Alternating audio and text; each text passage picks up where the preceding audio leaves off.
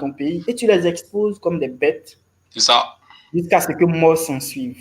Alors, on va revenir à notre cher roi Léopold II et la lettre qu'il envoie aux missionnaires qui vont aller au Congo. Ici, vous avez un article.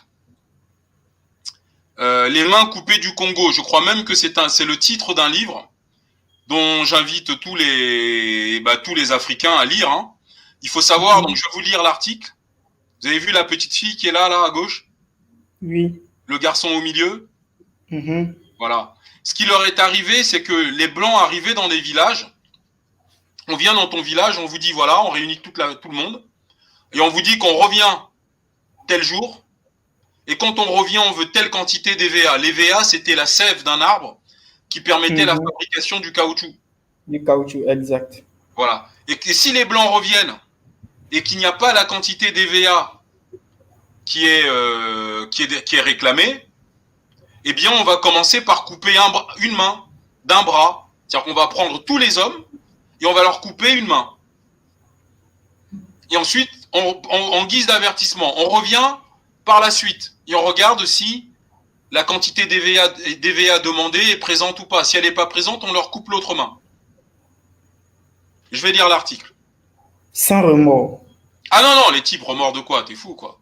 T'en remords, toi aussi. C'est-à-dire que c'est une sanction normale pour eux. Vous ne payez pas les non, attends. Non, c'est pas une sanction. C'est pas une sanction. C'est-à-dire que on est dans la recherche. Comment il dit ça? Attends, bouge pas, je te retrouve le terme exact. On est dans la recherche de l'expiation du péché. Enfin bref, c'est parfaitement catholique. C'est catholique. Voilà, ce que tu vois là est catholique. Les Belges, sous le roi Léopold II, ont exporté, torturé et tué des millions de Congolais entre 1885 et 1908. Si les villages ne rendaient pas la quantité de caoutchouc dont on avait besoin, on prenait les hommes mâles, adultes, et on leur coupait la main. La deuxième fois, on leur coupait l'autre main. Si la famille continuait à ne pas donner le caoutchouc, on tuait. Voilà. C'est clair ou pas? La première fois, on te coupe une main. La deuxième fois, on te coupe la deuxième main. La troisième fois, on vous tue. De toute façon, vous n'avez plus de main, vous ne servez à rien. Okay? La punition la plus répandue était la section de la main, l'origine de l'appellation les mains coupées du Congo. En 1885, le roi Léopold II, roi des Belges, obsédé par l'idée de posséder une colonie, se voit attribuer le Congo comme propriété personnelle. C'était à lui.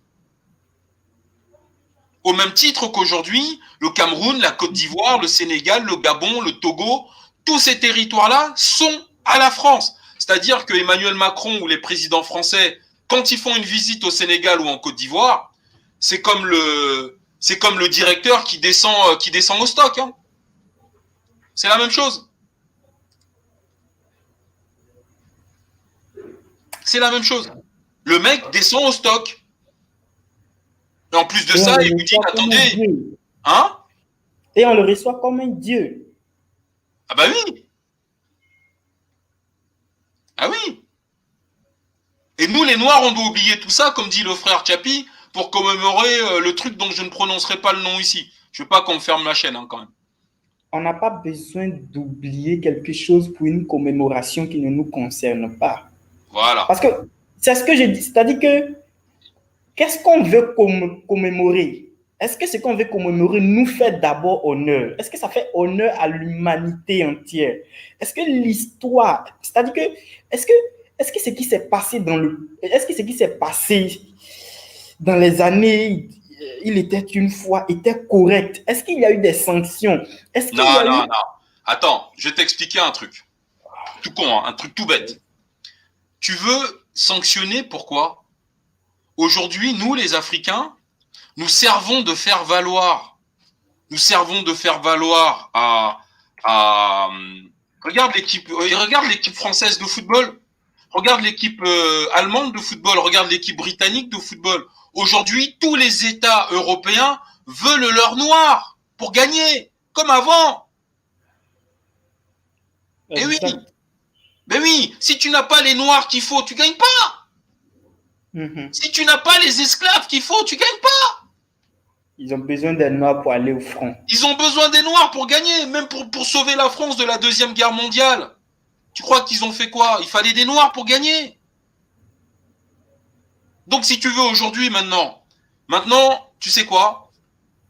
Je ne vais pas prendre un nom d'animal parce que les animaux font pas ça.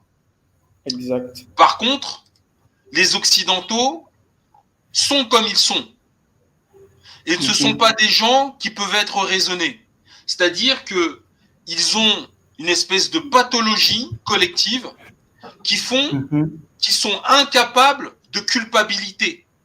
Parce que, comme je l'ai dit sur un live précédent, pour avoir un sentiment de culpabilité, il faudrait déjà que tu aies des valeurs. Exact. Comment tu peux avoir un sentiment? Hein? Bonsoir, Fétiche. Bonsoir, Coco Panaf. Bonsoir, Koufa. Bonsoir, c'est comment? Bonsoir, Coco Panaf. Ouais, salut. Voilà. Mais c'est terrible, hein. C'est terrible. Ah, mais oui, mais c'est Coco Panaf, je suis désolé, mais tu sais, moi j'alterne. Je fais vie présente, ensuite histoire. Donc là, ce soir c'est histoire, et c'est quand même un peu chaud, mais c'est comme ça, c'est notre histoire. Ouais, c'est ça. Et puis vraiment, quand j'écoute les gens qui disent, oh, vraiment, il faudrait le passé, vraiment. Alors, tu connais même pas vraiment ton passé. Et vraiment, je me dis, mais est-ce qu'on a du gingembre dans la tête là? Ça dit, il y a des. Franchement. Donc, en fait, ce ne sont pas des gens qui peuvent avoir un sentiment de culpabilité parce que pour avoir un sentiment de culpabilité, ce sentiment de culpabilité peut naître que si en toi tu as des valeurs. Mais ils n'ont pas de valeurs. C'est ça le problème. Donc, si tu veux, nous les Noirs, on ne peut pas s'attendre à ce que les gars, ils se disent, ouais, non, on a mal agi contre l'Afrique. Non, on continue à venir nous donner des leçons. Non, en fait, moi, ce que j'ai tendance à dire, c'est que venir dire, oui, on a mal agi, ça ne sert à rien, ça ne va rien changer, en fait, pour notre situation.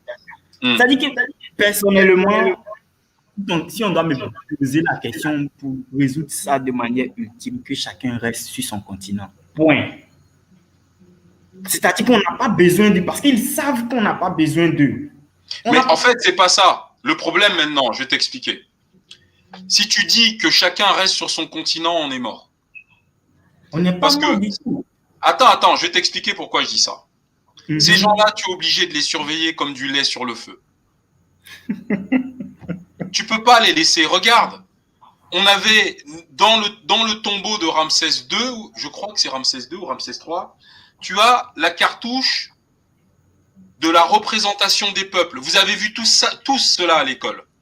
Mais en fait, c'est-à-dire tu as deux personnages égyptiens. Non. Fétiche, je vais rectifier un truc. On n'a pas tous vu ça à l'école. En Afrique, on ne nous enseigne pas ça à l'école. Ah, bah alors je vais vous expliquer. C'est-à-dire que quand on fait l'histoire en Afrique, on nous enseigne les guerres mondiaux. Ah, ok. Les avantages de la guerre mondiale, les avantages de la colonisation, c'est ce qu'on nous enseigne. Ok, alors je vais t'expliquer ce que dans le tombeau de Ramsès II ou Ramsès III, en fait, les Égyptiens, nos ancêtres, se représentent le monde tel qu'ils le connaissent.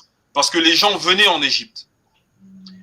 Les gens venaient en Égypte pour les sciences, les études et tout ça. Comme vous le savez, les Grecs, Platon, Socrate, Hippocrate, etc.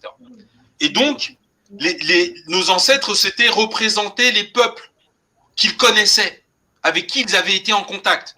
Donc, vous avez, et celui qui va traduire d'ailleurs, je crois que je l'ai, celui qui va traduire ce texte pour la première fois, il s'appelle Jean-Philippe Champollion. Alors, bougez pas, je vais retrouver ce texte. Et donc, les Égyptiens vont mettre, vous avez deux personnes, enfin deux personnages de couleur noire, voilà, des Africains. À côté d'eux, vous avez deux autres personnages noirs. En dessous, il y a marqué Kemet, enfin les Égyptiens eux-mêmes en fait. Donc les deux premiers personnages noirs, c'était les noirs du fond du continent, en fait, des autres territoires d'Afrique. Ensuite, les deux noirs qui suivent, ils mettent leur description en dessous, c'est eux, c'est les Égyptiens, etc.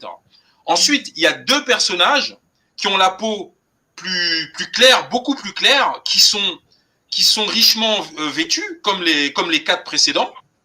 Et ils mettent en dessous que ce sont je sais plus, bref, ça équivaut à des Indiens, quoi. C'est-à-dire, c'est des gens qui viennent de l'Est, des Asiatiques, quoi. Et ensuite, il y a les deux derniers personnages. Eux, ils ont la peau très claire. Ils ont les cheveux jaunes. une barbe très, très importante et ils sont vêtus de peau de bête. Et en dessous, il y a marqué qu'il ne faut jamais s'approcher de ces peuples-là parce qu'ils n'ont de passion que la domination et la mort. La barbarie, quoi. Bah oui. La barbarie, qu'est-ce qui peut bien sortir de la barbarie? Et ils osent bien venir nous donner des leçons. Est-ce que ça a changé? Pas du tout. Non, ça n'a pas changé. Pas des leçons à nous donner, même pas. Donc, parce que ils n'ont pas d'histoire, c'est-à-dire qu'ils se sont accaparés de notre histoire. Non seulement ils ne maîtrisent pas notre histoire, mais ils s'accaparent de ça et ils nous disent que nous n'avons pas d'histoire. Non, ils se sont arrangés à tricher, quoi. Donc, ils n'ont même pas écrit vraiment dans son originalité, quoi. Donc, il faut même déjà réécrire nos histoires afin qu'on puisse se réapproprier pour être mieux aguerri pour confronter l'adversaire. C'est aussi simple. Alors, est-ce que vous connaissez Diodore de Sicile? Moi, non. Oui. Bon, Diodore de Sicile, c'est un des premiers historiens. Donc, si ma mémoire est bonne, il a vécu 5 siècles avant Jésus-Christ. Lui, c'est le premier historien de l'humanité. C'est-à-dire, c'est la première personne qui, dans l'histoire connue, se présente comme historien. Et donc, il va laisser des écrits parce qu'il est allé en Égypte. On est 5 siècles avant Jésus-Christ. Donc, Diodore de Sicile écrit ceci. Les Éthiopiens disent que les Égyptiens sont une de leurs colonies qui fut menée en Égypte par Osiris. On fera un live sur Osiris. Okay. Osiris en aparté, juste comme ça, pour que vous preniez un peu la dimension d'Osiris. Osiris n'a jamais été un prophète, etc. Osiris, c'était un guide en Afrique. Osiris, dans le tombeau du roi Ounas. Le roi Ounas, c'est le dernier roi de la 5e dynastie égyptienne. On est en moins 2500 avant Jésus-Christ. Dans le tombeau du roi Ounas, on a le texte d'Osiris. Et vous savez, c'est quoi ce texte-là? C'est l'Eucharistie. C'est Osiris qui dit « Tenez, mangez, ceci est mon corps. Tenez, buvez, ceci est mon sang. » C'est dans le tombeau d'un roi qui est mort, c'est gravé 2500 ans avant Jésus-Christ. Quand je vous expliquais que les Occidentaux ont copié en Afrique, en Égypte, des textes qu'ils ne comprenaient même pas. Je continue. Les Éthiopiens prétendent que ils prétendent même que dans ce pays n'était au commencement du monde qu'une mer, mais que le Nil, entraînant dans ses crues beaucoup de limons d'Éthiopie, l'avait enfin comblé et en avait fait une partie du continent. Ils ajoutent que les Égyptiens tiennent d'eux, comme de leurs auteurs et de leurs ancêtres, la plus grande partie de leur foi. C'est d'eux qu'ils ont appris à honorer les rois comme des dieux et à ensevelir leurs morts avec tant de pompe, avec tant de frasques, quoi. La sculpture et l'écriture ont pris naissance chez les Éthiopiens. En effet, actuellement, en Éthiopie et au Soudan, il y a plus de pyramides en Éthiopie et au Soudan qu'il y en a en Égypte même. Ils sont en train de faire les découvertes, là. Et c'est encore eux. Ok. C'est-à-dire qu'on vient chez eux. Ça, c'est pris dans le livre qui s'appelle Nation, Nègres et Culture de Cheikh Anta Diop, que beaucoup connaissent, et que ceux qui ne l'ont pas, sincèrement, il faut l'acheter, celui-là. Je continue la lecture sur le Congo. Donc, un livre a été publié par l'historienne africaine colombienne Rosa Amelia Plumel Uribe. Dans ce livre, une femme qui a vécu cette époque témoigne. Notre village s'appelait Wanyemdo. Je ne sais pas si ce village existe encore pour les Congolais qui sont sur le live. Du nom de notre chef Nyendo. Nous n'avions jamais fait la guerre dans notre pays et pour toute arme, les hommes avaient des couteaux. Nous étions tous occupés au champ quand un messager est arrivé au village pour nous prévenir qu'approchait un groupe d'hommes importants qui portaient des casquettes et fusils à l'épaule et de longs couteaux. Beaucoup d'hommes blancs dont le chef était Kibalanga, nom africain d'Oscar Michaud. Vous voyez comment ils sont perfides? Vous avez compris ce que je viens de lire là ou pas? Oui, j'ai compris, je comprends. C'est-à-dire que le chef blanc porte un nom africain. Exact. Oh là là. Je reprends beaucoup d'hommes blancs dont le chef était Kipalanga, nom africain d'Oscar Michaud. Son vrai nom, c'est Oscar Michaud. Un nom dont lui-même il ne connaît pas la signification.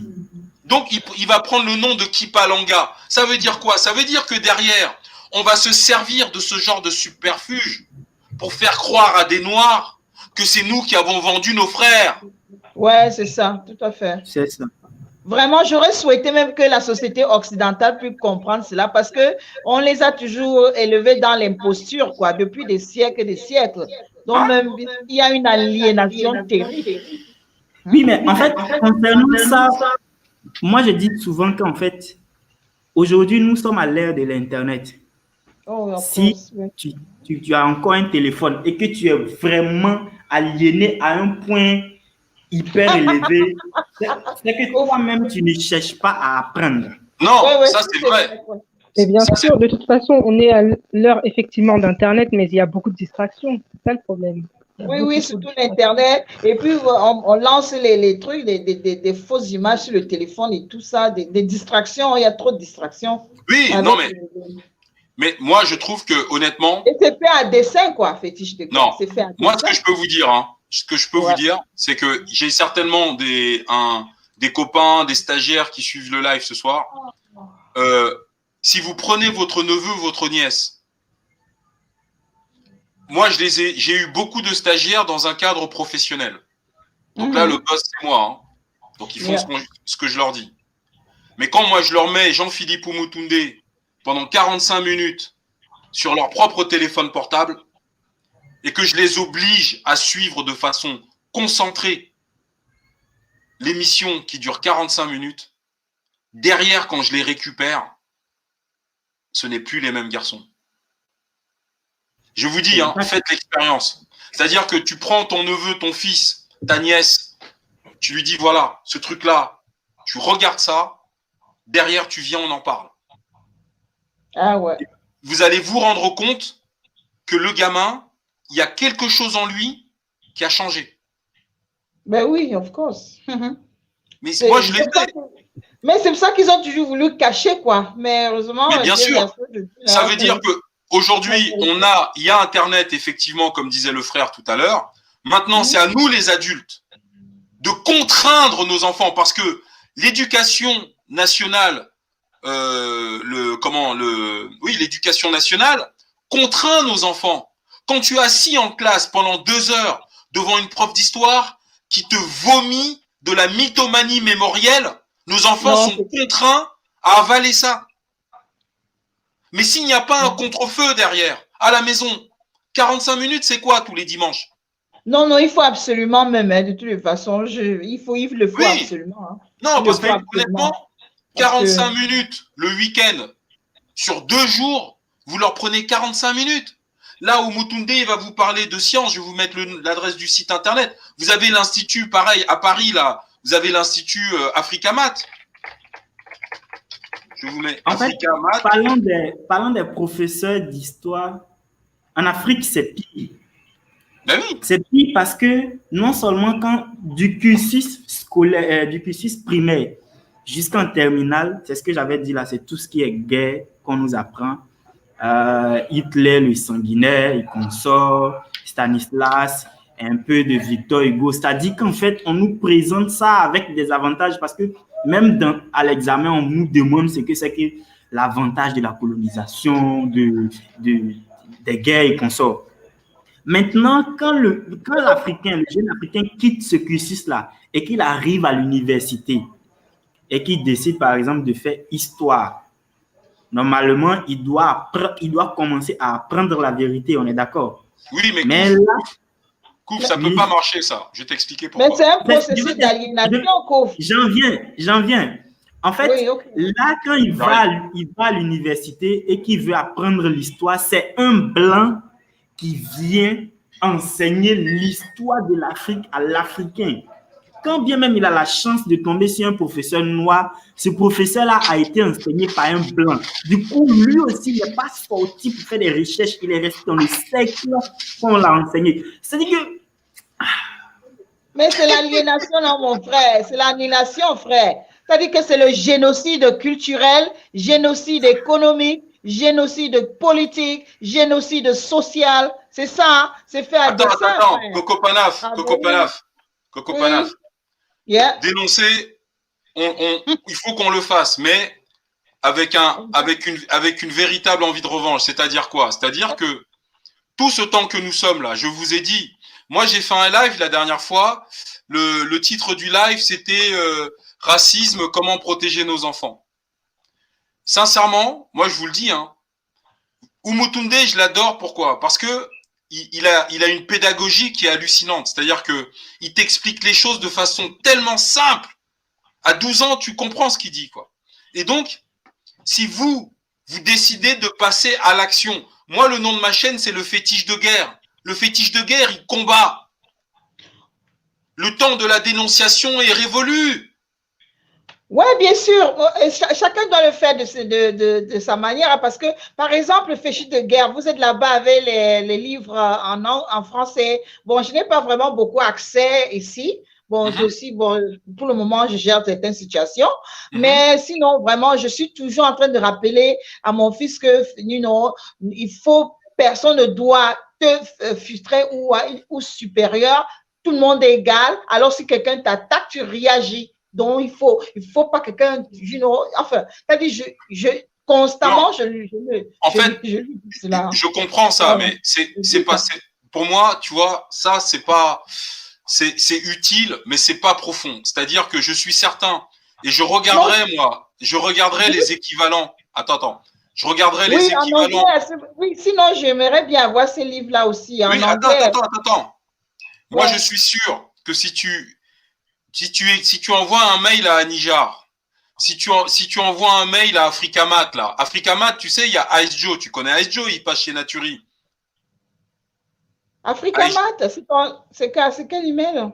L'Institut Africamat, tu t'écris à Naturi. Africamat, ok, ouais. Bien sûr, ben, je veux dire, ils vont t'indiquer quels ouvrages en anglais existent. Ah oui, non, sinon je vais le faire, hein, c'est important parce que ça c'est clair. Bien sûr, c'est-à-dire que pour moi, non, definitely, of course, definitely. Mais pour moi, je vous dis que les enfants, moi, je sais pas comment vous expliquer ça. En fait, moi, j'ai un cabinet immobilier depuis 12 ans, depuis 2008. Oui. Et donc, je prenais des stagiaires chaque année. Et donc, j'avais un discours moi, je suis un peu guerrier dans l'âme, donc j'avais un discours de... Voilà, donc je réveillais un peu les gamins et tout. Mais quand c'est normal, hein. Quand j'ai commencé à me coltiner les Umutunde, putain, ce type-là, il m'a scotché. Et en plus, il a apporté de l'eau à mon moulin pour les gamins. Moi, j'ai récupéré des enfants où les professeurs me disaient, écoutez, merci de le prendre en stage, mais bon, on n'a plus aucun espoir pour lui, il est en échec scolaire, on ne pense pas qu'à la fin de l'année, patati. Le gamin, il a eu son master. Donc, en fait, ce que je veux dire, c'est que vous ne sous-estimez pas l'impact que peut avoir 45 minutes d'Omutunde sur l'origine de la médecine, l'origine de l'écriture, les mathématiques. On a vu ensemble sur un autre live comment on faisait des mathématiques en Afrique il y a 3500 ans. C'est expliqué par un chercheur français qui hallucine de voir qu'il y a 3500 ans, sur le papyrus de Rinde, tous les théorèmes sont dessus, Pythagore, Thalès, etc. Il y a 3500 ans sur le papyrus de Rinde, on apprend aux enfants à calculer la surface d'un triangle tronqué. En Afrique, en hiéroglyphe, il y a 3500 ans. Ouais, bien sûr. Donc, alors, si vos enfants savaient, parce que demain, vos enfants à l'école, on va leur demander de faire un exposé. Ils ont parfois des exposés libres. Et bien que vos enfants puissent dire, je vais faire un exposé sur les mathématiques africaines. Et oui, et il va scotcher toute la classe, toute l'école. Ben oui, il y a 3500 ans, voilà ce qu'on faisait nous. Et vous faisiez quoi il y a 3500 ans? Donc, Ils en ne fait, savent pas, ils n'étaient pas là. C'est-à-dire qu'à l'époque, ils étaient dans des grottes. Du coup, bon. C'est ça. C'est aussi ça, c'est Non, mais vrai, c'est Kouf. Mais tu as raison moi, là. souvent, quand je suis là et puis je vois, je regarde les documentaires où ils expliquent que l'homme descend du singe, consort, ouais, leur et connerie. que là, l'homo sapiens était dans. Ils ont un thème là. Avant l'homo sapiens, on vivait dans des grottes. Finalement, c'est leur histoire qu'ils expliquent. Oui, c'est Parce ça, que c'est ça. quand ils donnent des dates et qu'on commence à se référer à l'Égypte, on se rend compte que ces dates-là, Ça c'est-à-dire que colle pas. l'Égypte est bien avant, ça colle pas. Ça colle pas du tout. Du tout. Mais on faisait de l'agriculture en Afrique, ils ont retrouvé les traces. Tenez-vous bien. 19 000 ans avant Jésus-Christ, on faisait de l'agriculture. 19 000 ans. Les gens. Jessica, bonsoir. Bonsoir. Ça me fait plaisir de passer sur ce live et j'aime énormément t'écouter. J'apprends énormément de choses. Et juste un fait d'actualité, il y a quelque chose que je ne supporte pas. Je sais que je sors un petit peu du sujet, mais c'est l'histoire des migrants là. Comment ils sont dégagés, etc. La condescendance des intervenants sur les plateaux télé, c'est insupportable. Quand ils disent oui, on peut pas accueillir toute la misère du monde.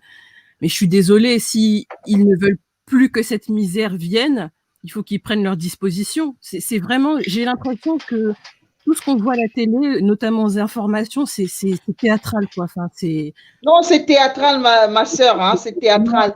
C'est de l'imposture, hein, ma sœur. C'est de l'imposture. Est-ce que même en Afrique, il n'y a pas de misère?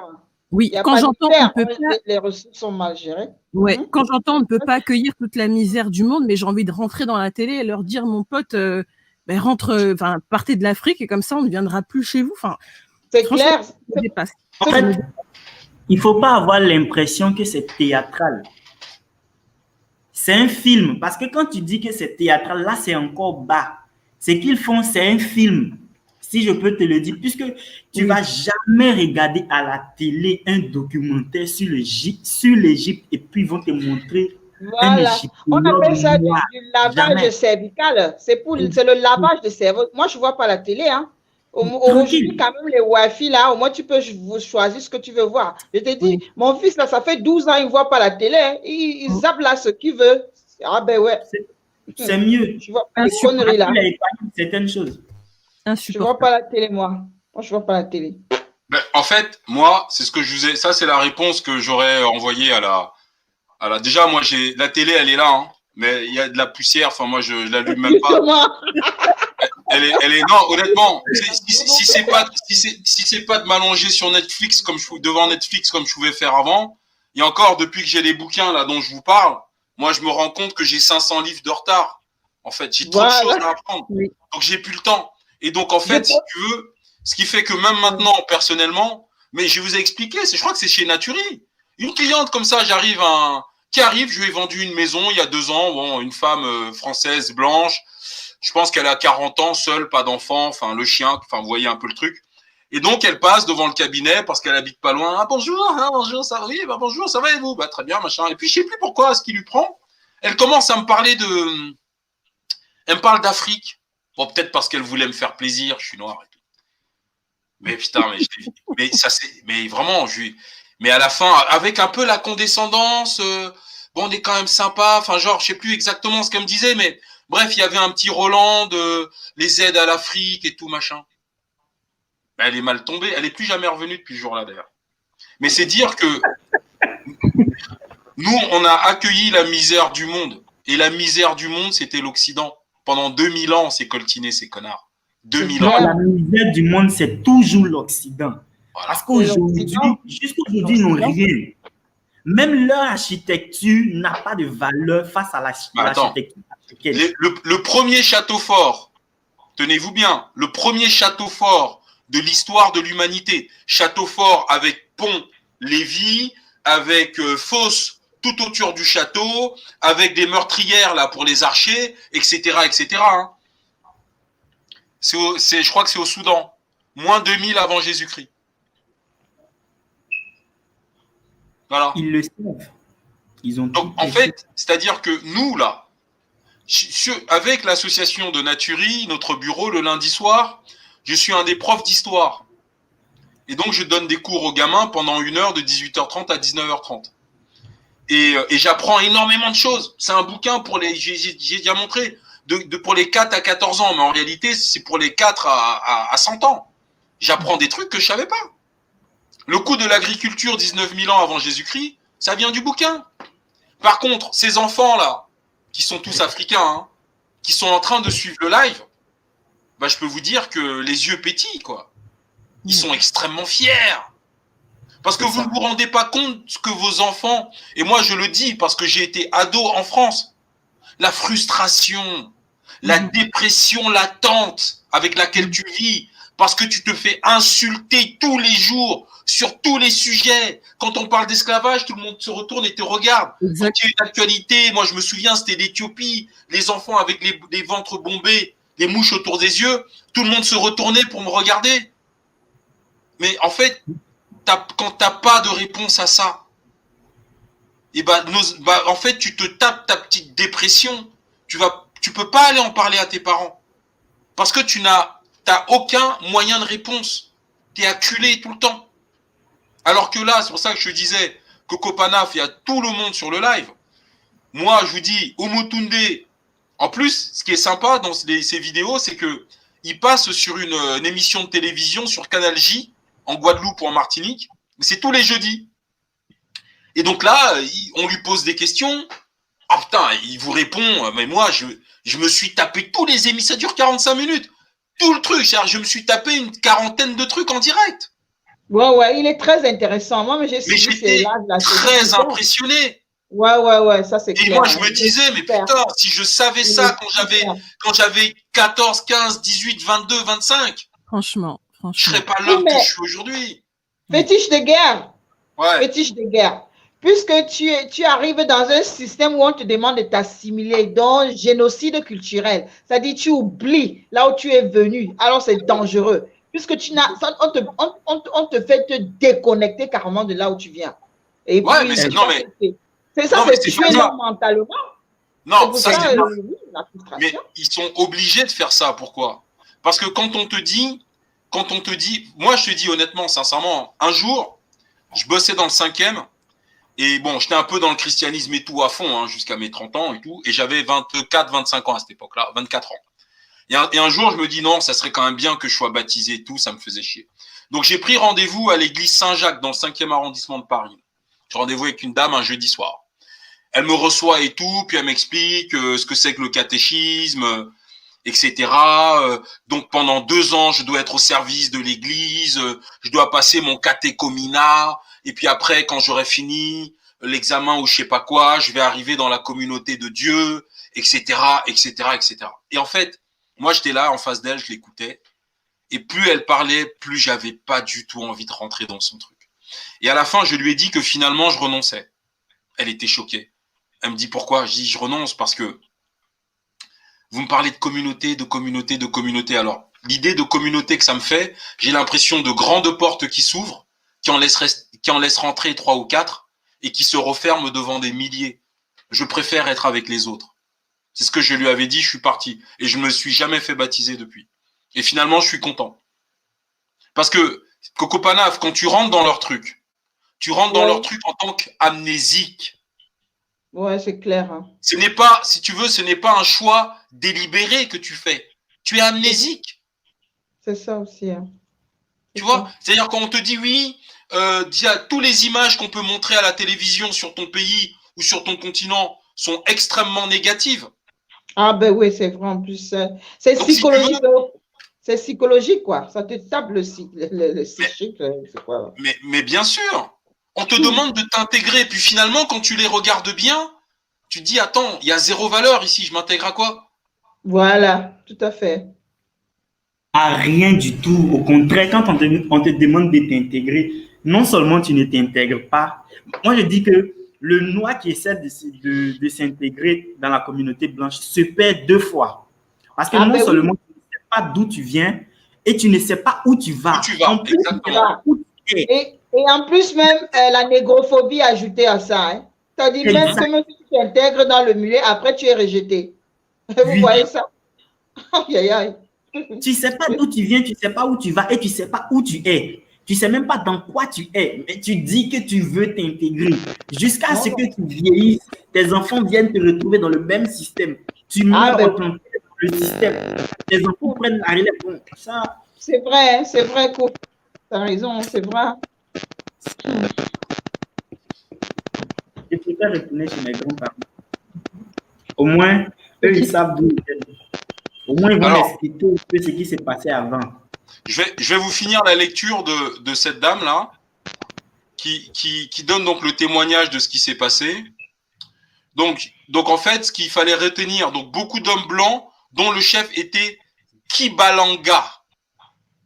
Kibalanga, là, c'est un blanc. Son vrai nom, c'est Oscar Michaud, officier de la force publique qui reçut une épée d'honneur des propres mains de Léopold II.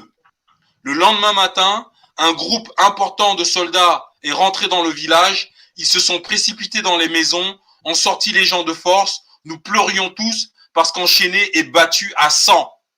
Les soldats nous ont apporté des paniers de nourriture, dans certains desquels il y avait de la viande humaine fumée. Oh là là. Vous voyez?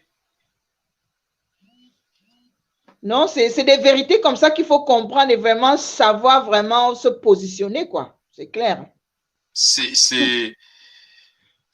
fait froid dans le dos. Je continue. Autre témoignage sordide.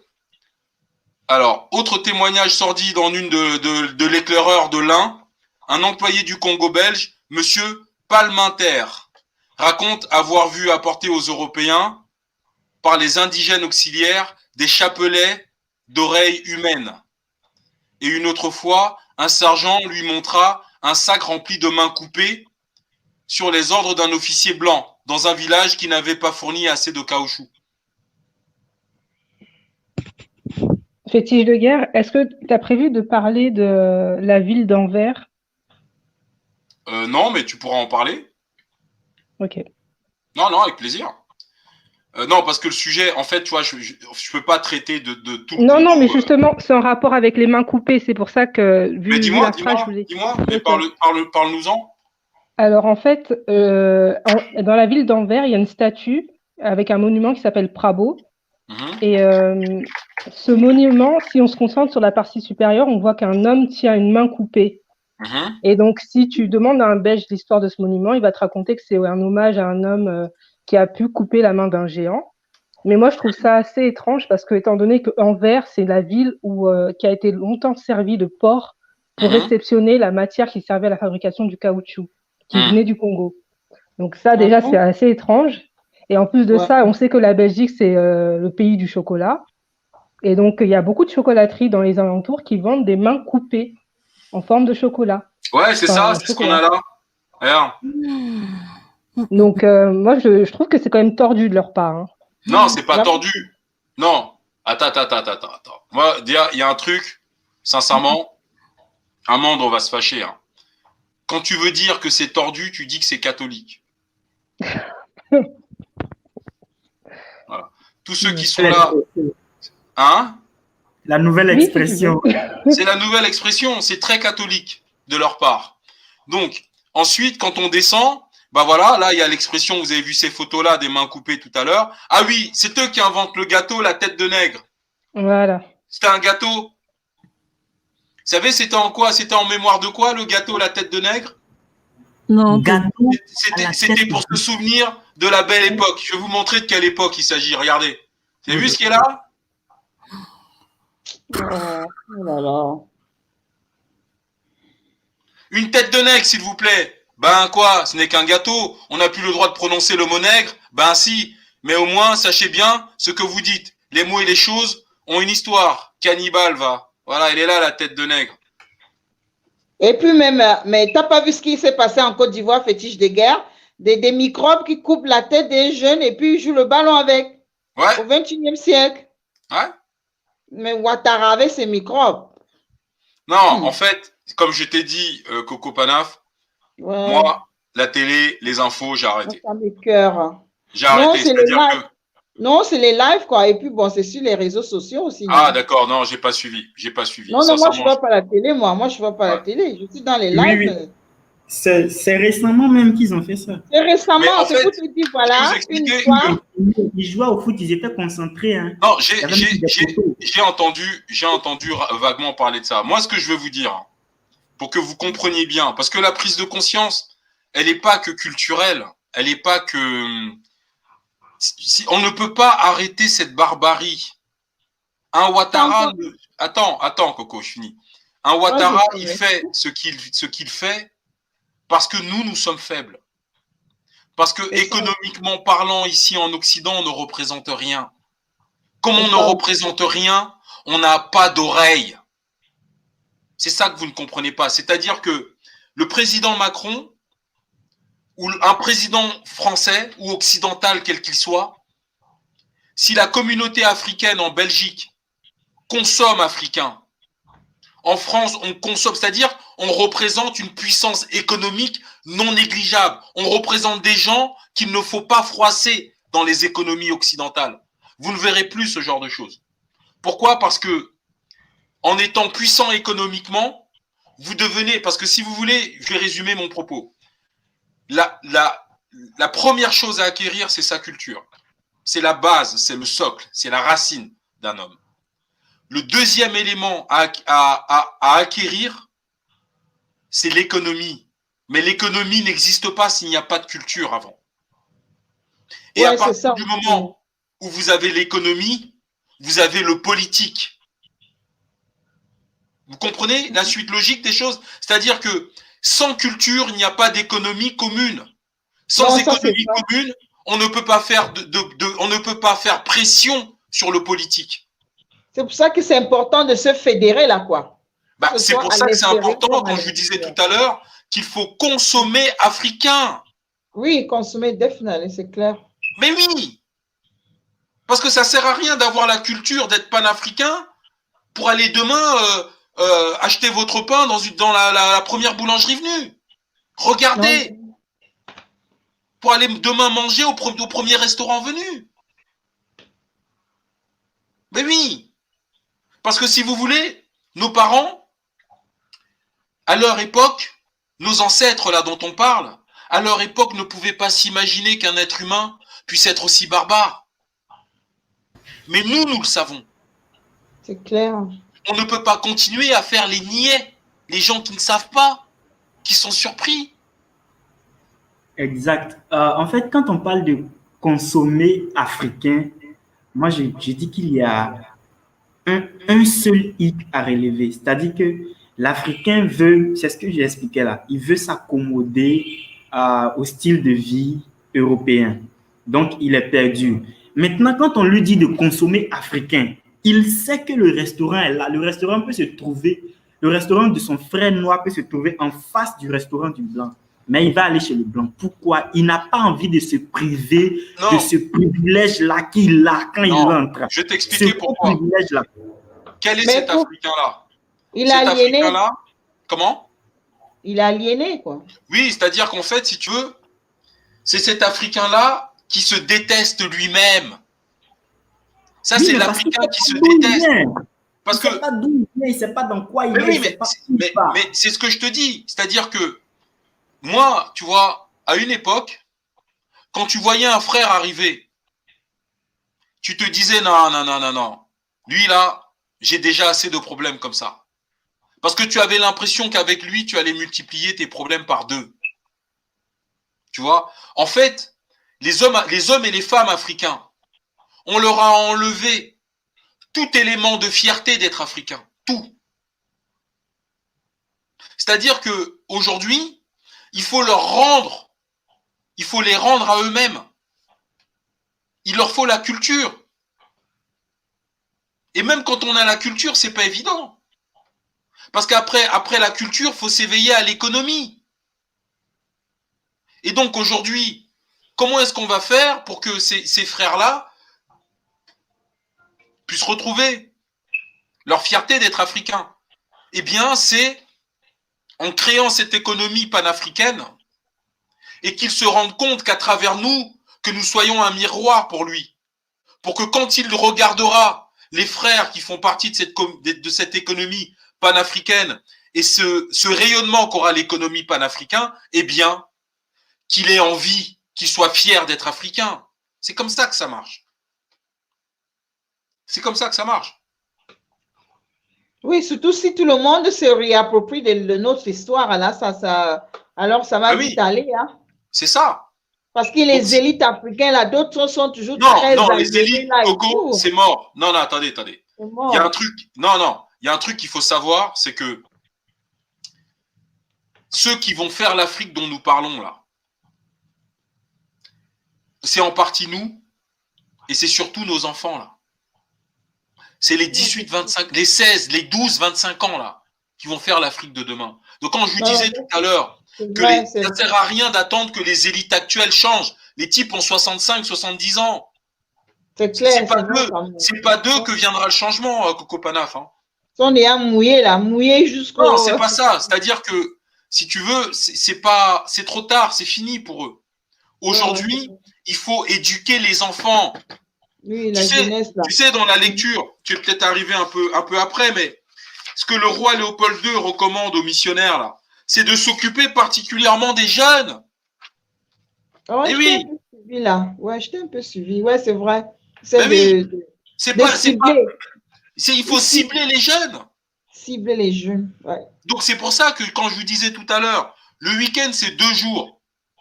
Ça veut dire que sur les 2 jours, il y a 45 minutes d'Omutunde. C'est obligatoire.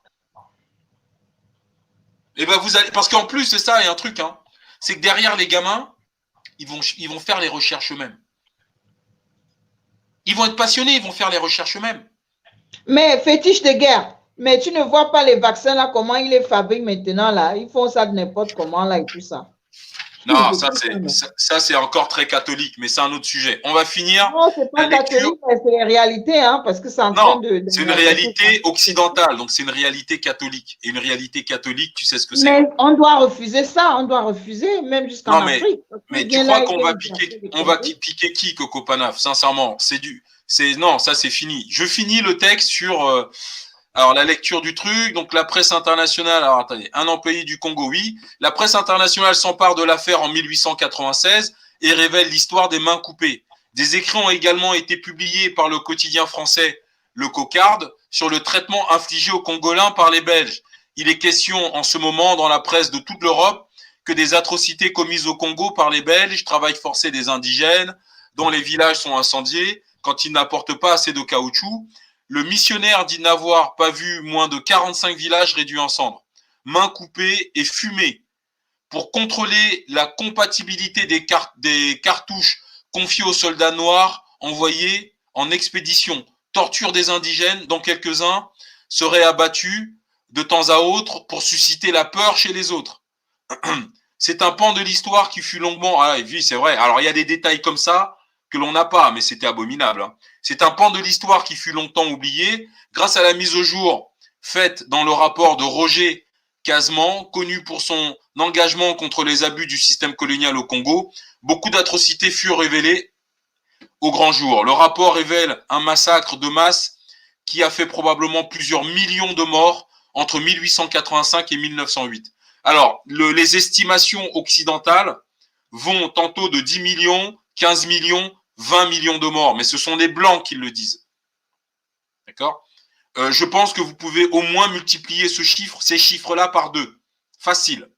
Parce que personne n'était sur place. C'est-à-dire que quand les Occidentaux sont capables de parler en dizaines de millions, c'est que ça a été sincèrement effroyable. Donc, je continue. Le rapport a provoqué la mise sur pied de la commission d'enquête sur les exactions. Alors moi, je les adore, ces gars-là. C'est-à-dire qu'on va décimer un peuple, ensuite on met sur pied une commission d'enquête. À la fin de la commission d'enquête, qui va en prison? Personne. Alors. Puis ils font une commission d'enquête alors que ils sont déjà coupables. Donc, Ah oui, bien sûr, oui, c'est leur truc à eux. Donc cette commission créée à la suite de l'affaire des mains coupées, instituée par l'article 5 du décret visait principalement à rechercher si dans certaines parties du territoire, des actes de mauvais traitement, enfin bref, sincèrement, honnêtement, je ne sais pas quoi vous dire. Alors, je ne sais pas si vous voyez cette image. Attendez, je vais mieux la mettre. Attendez, je vais la mettre autrement. Voilà, voilà. Ça, voilà. Vous avez vu là? Lui, il a même le nez coupé. Ouh. Voilà, voilà le pays des droits de l'homme. L'Occident, comment ils appellent ça? Les civilisés. Regarde, j'imagine un peu la douleur. Oh my God. En plus des traumatismes physiques, les traumatismes psychologiques, et ensuite les enfants qui voient ça de leurs parents, c'est horrible. De génération en génération, il y a un traumatisme qui est passé. Oui. C'est ça, Amande. C'est ça qu'on dit qu'on a les séquelles de nos ancêtres. Les traumas et tout ça, là. Ouais. Et moi, je pense même qu'il faut même parler de ces... il faut même se réapproprier de l'histoire ou bien enseigner cette histoire avec même de la thérapie à côté, hein, parce que vraiment... ouais. l'enseigner dans un sens très positif, quoi. Parce que si on ne regarde que la barbarie, là, vraiment, c'est même trop mal. Ouais, je suis d'accord avec vous.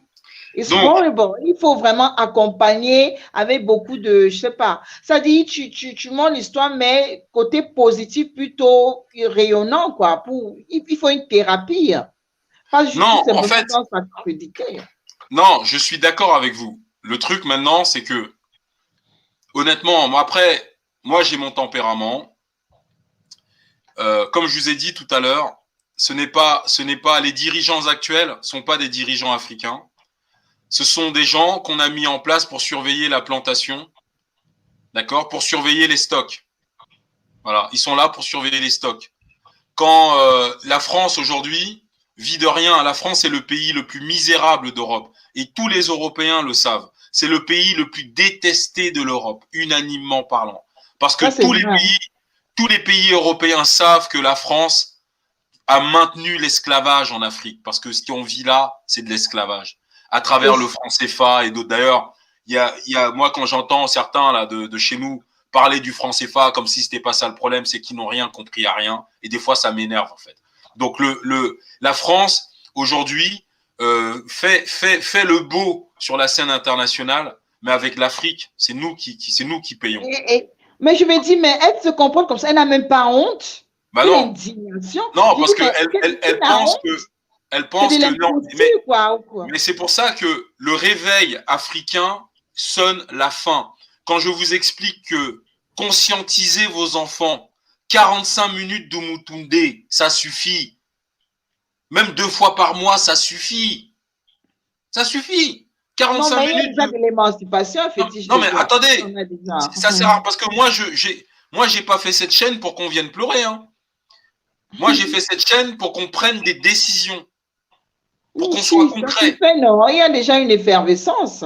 Ah oui. C'est bien. L'avantage, c'est bien. Ouais. Oui, vraiment. C'est-à-dire qu'aujourd'hui, on a les moyens.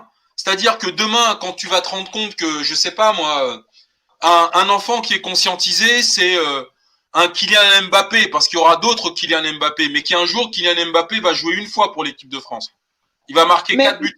Attends. Je parle de Kylian Mbappé version 2. Okay. D'accord?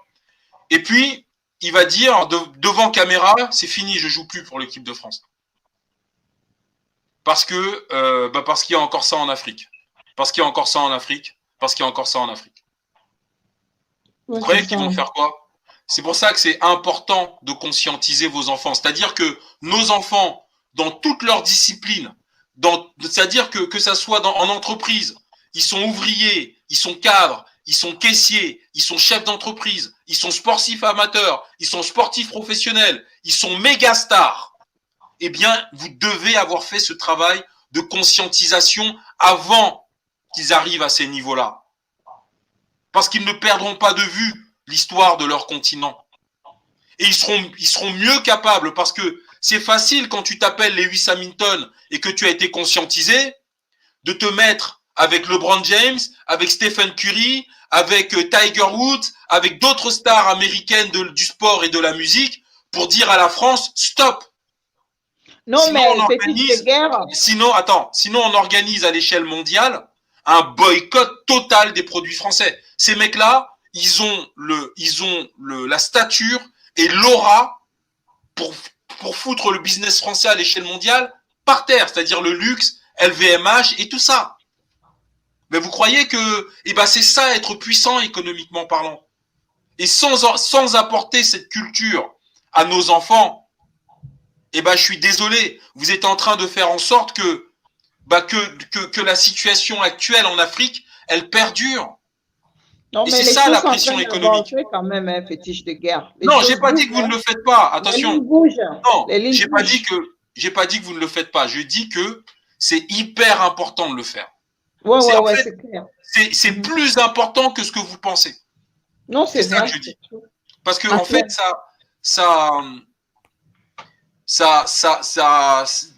tu vois, oui, il y a un commentaire sur le fils de Thuram. Ben oui, tu vois, moi, le fils de Thuram qui joue en équipe de France, oui, clairement, ça me fait chier. Mais en même temps, lui, il n'avait pas trop le choix parce que la Martinique ou la Guadeloupe, je sais pas d'où vient Thuram, c'est français. Mais moi, je ne suis pas certain que son père étant guadeloupéen, que si son père était congolais, camerounais, sénégalais ou autre, il aurait joué pour la France. Je ne crois pas. Sincèrement, je ne crois pas.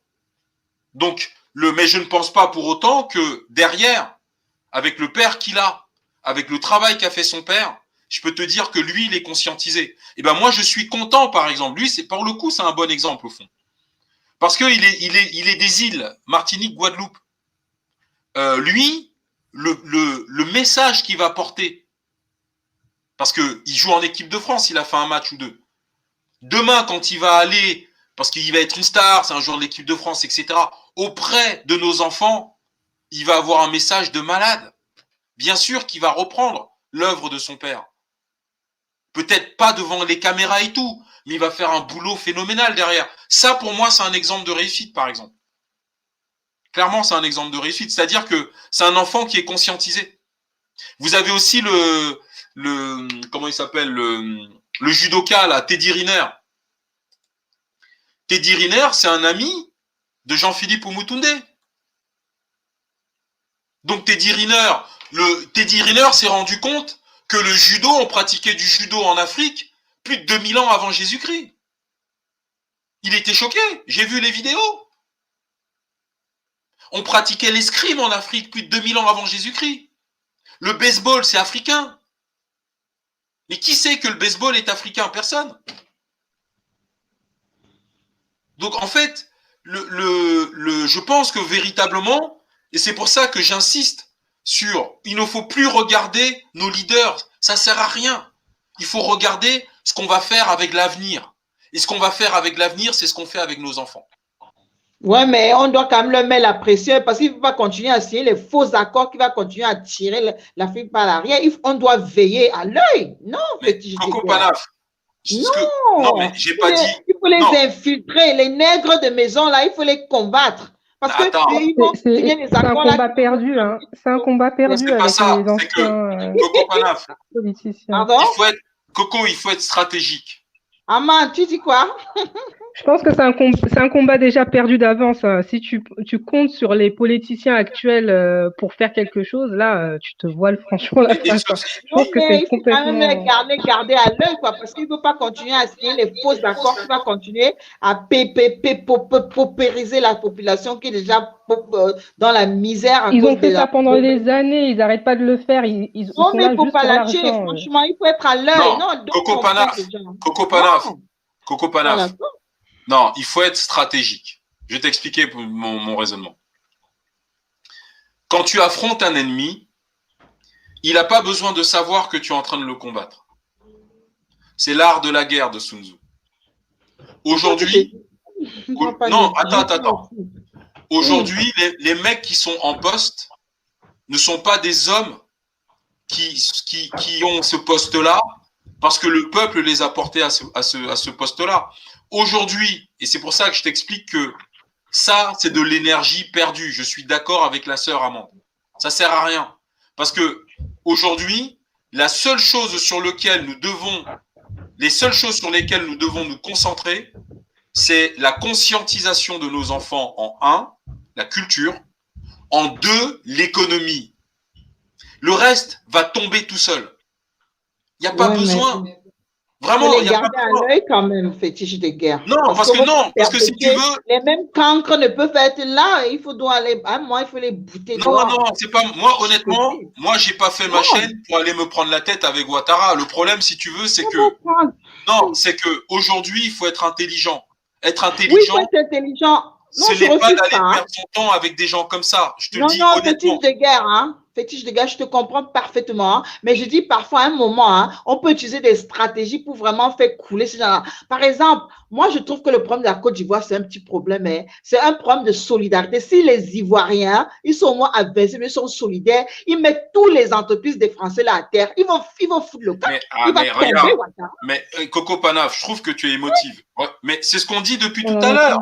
C'est-à-dire que quand je t'explique que nous devons prendre conscience sur le fait que nous devons consommer africain, c'est sur le continent comme ici. C'est-à-dire que les entreprises occidentales, j'ai vu qu'il y a Carrefour ou je sais pas quoi, mais personne ne rentre dedans, c'est fini. C'est clair, c'est clair. Voilà. Donc par contre, il y a un autre point qui est extrêmement important. Moi, j'invite tout le monde sur ce live-là, dans vos pays respectifs, à acheter des terres. Je vous le dis vraiment. C'est très grave. Attends. Oui, c'est bien, mais s'il n'y a pas l'argent, tu vas aller. Attends. C'est très grave ce qui est en train de se passer. C'est-à-dire que si il ne faut pas, parce que les Occidentaux ou les Chinois ou autres, ils ne peuvent pas nous rendre SDF sur notre propre sol. Donc le foncier est extrêmement important. Quand tu vas en Chine ou en Indonésie, moi j'étais en Indonésie plusieurs fois, tu ne peux pas être propriétaire terrien si tu n'es pas indonésien. Si tu es un étranger, tu vas avoir la minorité. En fait, tu es obligé de t'associer à un Indonésien pour acheter. En fait, ils ont parce qu'ils ont une puissance, ils ont une histoire, ils ont autre chose que nous n'avons pas eu. Ils n'ont pas eu 400 ans d'esclavage, les Indonésiens non plus. Ils ont souffert, mais c'est pas la même histoire. Ce que je veux dire, qu'est-ce que je veux dire? Et ça rejoint ce que tu dis, Coco Panaf. Hein. Faut juste que tu comprennes bien ce que je veux dire. Quand je dis que il faut consommer africain, c'est partout. C'est partout. C'est clair. À partir de là, il va y avoir un problème parce que le président Macron, il peut pas aller tuer tous les Ivoiriens et tous les Camerounais. Plus personne n'achète français. Mais pour que plus personne n'achète français, il faut que le peuple se soit réuni autour d'un même socle commun, la culture, l'histoire. Donc c'est pour ça que ça passe par la conscientisation. C'est-à-dire que quand j'insiste auprès de vous, comme je le fais ce soir, pour ce travail à faire auprès de nos enfants, pour nous, pour eux-mêmes, pour leurs propres enfants et pour le continent, c'est pour qu'aujourd'hui en France, on va se rendre compte qu'il y a 1,5 million de Noirs ou 2 millions, mais que les 2 millions de Noirs là, déjà dans le sport, c'est nous. Peu importe le sport que vous prenez, c'est des Noirs. D'accord ? Aujourd'hui, si on représente une puissance économique importante par le nombre que nous sommes, eh ben je peux t'assurer que on peut aller jusqu'à sensibiliser ces stars américaines qui ont cette chose en commun avec nous, qui sont africains, noirs. Notre message, ils l'entendront. Quand tu vas dire à un Stephen Curry que tu aimerais qu'il agisse contre le franc CFA, contre la présence française en Côte d'Ivoire, en Afrique de l'Ouest, et que, en fait, qu'il lance un truc, qu'il nous aide à faire entendre la voix de l'Afrique, eh ben, je peux te dire que oui, ça va être chaud. Parce que tu sais, qui va aller mettre la pression au président Macron? C'est pas les Noirs. Eux, ils ne nous considèrent pas, on est des nègres. Regarde, ils nous coupaient les mains, les têtes, ils faisaient ce qu'ils voulaient. Par contre, ce sont les industriels français qui vont voir leur chiffre d'affaires considérablement baisser. C'est Bernard Arnault d'LVMH qui va aller voir le président Macron. Attends, ça va plus. Aux États-Unis, on vend plus rien. Les Noirs se sont retirés. En France, les Noirs se sont retirés. En Allemagne, les Noirs sont retirés. Les Chinois commencent à être d'accord avec les Noirs, donc on a des problèmes sur notre plus gros marché qui est chinois, machin. Donc oui, c'est les industriels français qui vont mettre la pression sur le gouvernement français par rapport à l'Afrique. Et nous-mêmes, nous mettons la pression aux industriels français parce que nous n'achetons plus leurs produits. Tu comprends? Malheureusement, la France n'est pas la seule à agir là-dedans. Un exemple pour revenir au Congo, à l'époque, dans les années 70, un zaïre était égal à 2 $. Bah oui. C'est incroyable quand même. Mais c'était pire. Ouais. C'est encore plus, le cas du Congo, c'est encore plus sournois parce que tout à l'heure, il était question de terre. Mais aujourd'hui, la communauté internationale se sert du peuple rwandais pour comment on appelle ça? Pour faire main basse sur les richesses du Congo. En fait, ils ont inventé un peuple qui s'appelle Banyamulenge et qui a fui les guerres du Rwanda pour s'installer à l'est du Congo. Et ces mêmes peuples-là réclament le territoire qui ne leur appartient pas. C'est comme si nous, aujourd'hui, on se réveille le matin et on dit, voilà, Château Rouge, c'est africain, ça fait 30 ans qu'on est là, etc. C'est encore plus. Oui, mais attends. Ça, honnêtement, entre nous, honnêtement, c'est pas ce que j'ai envie. Je veux pas minimiser le cas du truc, mais dans l'œuvre occidentale, dans l'œuvre catholique, c'est du réchauffé, ça. C'est du réchauffé. Ouais. Ma sœur, on a déjà vu ça partout 1000 fois. Ça fait partie de leur stratégie de zizanie. Tu sais comment ils appellent ça en Occident? Ils appellent ça financer la thèse et l'antithèse. Donc, si tu veux, c'est du réchauffé. Mais c'est pas ça notre problème fondamental. C'en est un, bien sûr. Mais si tu veux, c'est avec ce qu'on a dit là préalablement que l'on va renverser tout ça. Ça, c'est rien. Les choses vont rentrer dans l'ordre. Déjà, tu sais, le Cameroun faisait partie de l'Empire du Congo. L'Angola, il y a la Centrafrique. Tu penses que moi, ça m'intéresse, moi, qu'on m'appelle crevette? Non, pas du tout. Mais j'ai envie de redevenir congolais. Ben oui. Donc, si tu veux, tout ça, c'est rien. C'est la perfidie catholique. Voilà. C'est tout. Donc, si tu veux, c'est pas... comment t'expliquer ça? On est face à des gens qui sont sortis eux-mêmes de l'humanité. Le décret du pape, la partie du décret que j'ai lu tout à l'heure, je ne sais pas si tu étais là, Amande, explique. C'est ce qui est en fait, ce décret-là n'a pas maudit l'Afrique. Ce décret a maudit l'Europe. Bien sûr, puisqu'il faut voir ce qui se passe aujourd'hui, là. Oui. Ils sont dans la déshumanisation, là, non? Mais ils sont, en fait, déjà, les Européens ne redressent plus rien. Et je ne veux pas être vulgaire. Ils ne font pas d'enfants. Et sans la petite pastille bleue, ils ne redressent plus rien du tout. Donc, ça veut dire quoi? Ça veut dire qu'il y a un énorme problème démographique en Europe. Ah, bah oui. Eh oui. Donc, ça veut dire quoi? Ça veut dire qu'on dit l'Afrique occidentale. Non. Bientôt, ça sera l'Occident africaine. Cette région de l'Occident qu'on appelle l'Afrique. La France, l'Allemagne, la Grande-Bretagne, là. Ah ouais.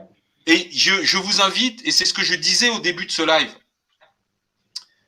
les Maghrébins sont en train de perdre leur âme. Pourquoi? Parce que ils courent eux aussi vers la richesse sans fin. C'est-à-dire qu'ils courent après des millions. Et en courant après les millions, ils perdent de vue l'essentiel. Mais c'est quoi l'essentiel? L'essentiel, c'est les enfants. C'est la famille. Et donc, résultat, les États du Maghreb, aujourd'hui, sont en train de se rendre compte qu'ils ont une baisse de démographie qui commence à leur faire peur. L'Algérie, le Maroc, tout ça, on ne fait plus d'enfants. Ah bon? Eh oui. Waouh. Ils commencent à avoir peur parce qu'ils se sont occidentalisés dans leur tête. L'Occident, c'est la mort. Le capitalisme sauvage. Voilà, le capitalisme sauvage. Mais vous voulez faire quoi? C'est terminé. Terminé. C'est-à-dire qu'en fait, il faut rester africain, il faut faire attention. Ouais. C'est-à-dire qu'ils ont craché en l'air, ça va leur retomber dessus. Mais nous, on doit rester sur nos propres positions. faut qu'on fasse attention de ne pas perdre la tête, de ne pas perdre le nord. Donc pour moi, la culture, on n'aurait pas résisté en tant que peuple si on avait quitté nos valeurs. On n'a pas quitté nos valeurs. Et c'est important de ne pas les quitter. Là, vous avez la carte du monde de la démographie. En vert, vous avez l'âge moyen en couleur. L'Afrique, l'âge moyen, c'est 20 ans en Afrique. Le vert, là, c'est la jeunesse, non? Le vert, c'est la jeunesse. 20 ans, l'âge moyen. Ok, c'est bien. Voilà. Vous avez vu la France? On est à entre 40 et 45 ans d'âge moyen. Ouh, what? Ouais, mais c'est pas étonnant, non? C'est pas étonnant. Ah bah non, c'est pas étonnant du tout. L'Allemagne, on est à plus de 45 ans d'âge moyenne. Wow. Le Canada, on est à plus de 45 ans d'âge moyenne. Ça alors? Les États-Unis, là, on est entre 35 et 40 ans d'âge moyenne. Sachant que les Américains, il y a eu un programme de stérilisation des femmes noires systématique en Caroline du Nord. Oui, ça c'est vrai. Voilà le monde. C'est-à-dire que la racine, l'humanité est africaine, est toujours africaine. Ah ben ouais. Donc ça sert à rien de courir après les Ferrari. Faut faire vos enfants. C'est clair. Et puis il faut qu'on éduque nos enfants. Oui, bien sûr, l'éducation, très important. Bien sûr. Donc en fait, aujourd'hui, c'est pour ça que je vous dis que moins de 20 ans en Afrique, vous vous rendez pas compte de ce que ça représente, hein? Moins de 20 ans aujourd'hui, là. Qui en Afrique va avoir un enfant, là, parmi tous ces gamins qui ont moins de 20 ans? Il y en a beaucoup. Tout le monde veut 3 ou 4 enfants. Beaucoup. Oui. D'accord. Imaginez l'Afrique dans 30 ans. Et surtout les hommes, là, c'est des chasseurs, là. Ils vont faire 10 même, hein. Ils vont là-bas. Ouais. Bon, comme dit Naturi, vous aussi, vous avez des derrières intelligents. Donc les hommes, vous voulez qu'ils fassent comment? Les hommes, là, c'est des chasseurs. Donc voilà. 15 ans. Donc ça, si vous voulez, c'est une partie de l'histoire du monde, là. Et vous voyez, c'est en train de disparaître. Alors, attendez, je vais vous mettre l'Europe. Oui, l'Europe. Donc, c'est pour ça que je vous dis, il faut faire attention. Faut qu'on reste faut qu'on reste africain. Faut pas qu'on s'éloigne de nos valeurs, hein. Parce que je vois, là, sur certaines chaînes, on est là, comment est-ce que machin. Non. Faut l'argent. Faut que ça reste comme l'eau. Voilà. Faut en avoir. Faut pas que ça devienne l'alpha et l'oméga de votre vie. Non. Ça, c'est vrai en plus. Hein. Moi, je crois que c'est ce capitalisme-là qui est en train de tuer la société occidentale. Bien sûr, mais totalement. C'est arrivé à un niveau que, fétiche de guerre, tu vois une femme, elle pense qu'il faut faire un crédit pour faire un enfant. Vous vous rendez compte? Oui. Hein? Alors que pourtant, l'enfant, c'est quoi? C'est l'éducation. Tu fais un enfant, tu donnes l'éducation, l'amour, l'enfant, il est complet. Tu n'as même pas besoin de dépenser de l'argent sur cet enfant. Alors, regardez. Tellement l'âge moyen en Espagne, au Portugal, c'est 40 ans et plus. Plus de 40 ans. En France, l'âge moyen, c'est plus de 40 ans. En Allemagne, l'âge moyen, c'est plus de 46 ans. En Italie, dans tout le reste de l'Europe, là, tout le reste de l'Europe, sans exception, c'est plus de 40 ans. L'Europe la plus jeune a plus de 39 ans. Ils sont finis. C'est pour ça que maintenant, il vous parle du grand remplacement. Non, il veut éliminer tout le monde. Je ne sais pas dans quel… Non, c'est-à-dire, en fait, c'est le champ du cygne. C'est-à-dire que là, comme ils sont sur la fin, comme ils sont sur la fin, eh bien, ils vont faire un peu de grabuge avant de disparaître définitivement. Donc, je reviens sur les photos. Cette fois-ci, elles sont commentées. Donc, organisé à Bruxelles du 17 avril au 19 octobre 1958, ça a duré 6 mois.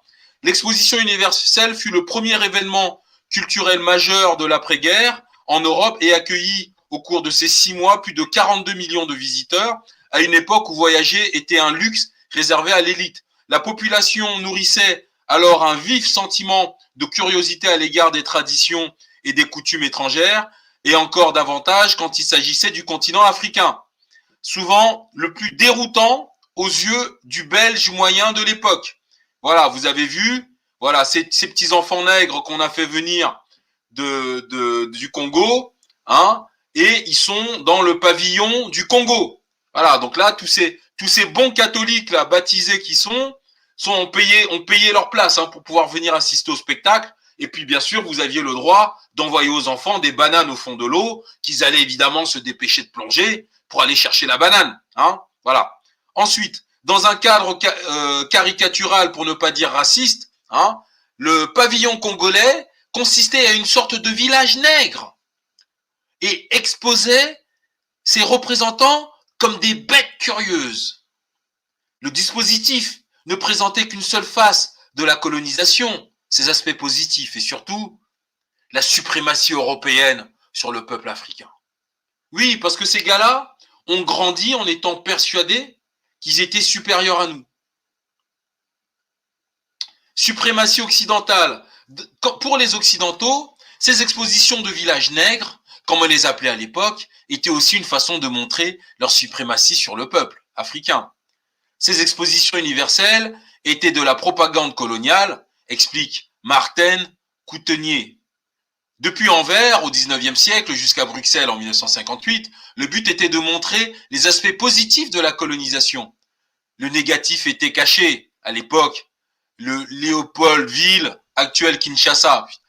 Oui, ça aussi, c'est un point qu'il va falloir qu'on parle. Il y avait une ségrégation raciale avec la ville des Blancs et la ville des Africains. C'est-à-dire que ça aussi, vous voyez, dans le Brazzaville, c'est scandaleux qu'aujourd'hui, il y ait des villes qui portent le nom de Savorgnan de Brazza.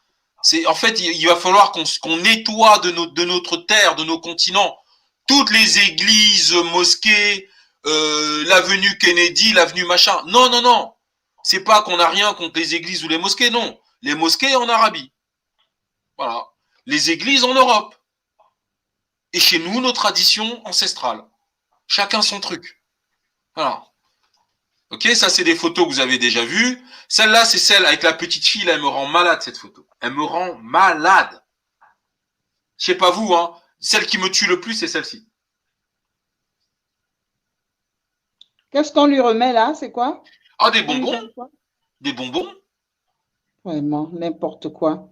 Ouais, comme vraiment les soldats font là en Afrique, là, quoi. Petits bonbons. Exactement. Ah, là, ici, il y a les frères qui exécutent un spectacle de danse, hein, devant un public qui est venu visiter le truc. Hein. Voilà. Mais c'est vraiment super intéressant ce qu'elle vient de dire, Coco Panaf, par rapport au fait que les soldats et les autres occidentaux, quand ils partent en Afrique, ils font exactement la même chose. Donc, ils vont voir les petits noirs, les petits nègres là, qui traînent comme ça dans la rue et leur donner des petits les bonbons après pour les sucettes, les conneries là, quoi. Voilà. Le 27 juin 1897, après 4 mois d'un voyage éprouvant et 4 morts en mer, 267 Congolais débarquent à Anvers pour servir d'objets vivants lors de l'exposition dite universelle de Bruxelles. Oui, parce qu'il y a eu une exposition universelle à Bruxelles, dans la ville qui s'appelle Tervuren, en 1897. Débarqués dans leur village reconstitué, ils rejouent la scène de leur vie quotidienne, de sauvages primitifs, devant plus de 8 millions de visiteurs en 6 mois. C'est-à-dire que c'était à une époque où exposer des Africains, ça rapportait énormément d'argent. Hein.